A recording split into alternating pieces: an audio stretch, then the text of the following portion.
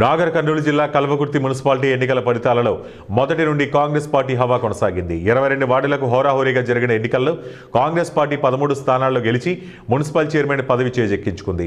BJP party 5 స్థానాలలో గెలిచి కల్వకుర్తి మున్సిపాలిటీలో 2వ స్థానంలో నిలిచింది. బీఆర్ఎస్ 3 అంటే 3 స్థానాలు గెలిచి నిరాశపరిచింది. ఇండిపెండెంట్ అభ్యర్థి 1 స్థానంలో విజయం సాధించారు. 10వ వార్డులో కాంగ్రెస్ అభ్యర్థి సమీప బీఆర్ఎస్ అభ్యర్థిపై 1 ఓటుతో విజయం సాధించారు. ఇక 20వ వార్డులో కాంగ్రెస్ అభ్యర్థి 510 ఓట్ల అత్యధిక మెజార్టీతో విజయం సాధించారు. చైర్మన్ అభ్యర్థిగా కాంగ్రెస్ బలపరిచిన బృంగి రత్నమాల 425 ఓట్ల మెజార్టీతో గెలుపొందారు. గెలిచిన అభ్యర్థులు బాణా సంచాలతో డీజేలతో విజయోత్సవ సంబరాలు జరుపుకుంటున్నారు. కాంగ్రెస్ విజయోత్సవ సంబరాలలో MLA Kasireddy Narayana Reddy, pollution control board సభ్యులు ఠాగూర్ బాలాసింగ్, కాంగ్రెస్ ముఖ్య నాయకులు పాల్గొన్నారు.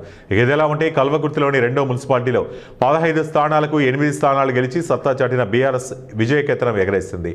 బీజేపీ కంచుకోట అమడగల్లో బీఆర్ఎస్ పాగా వేసి చైర్మన్ సీటు కైవసం చేసుకుంది. బీజేపీ 6 స్థానాల్లో గెలవగా కాంగ్రెస్ పార్టీ ఇక్కడ 1 సీటుకే పరిమితమైంది.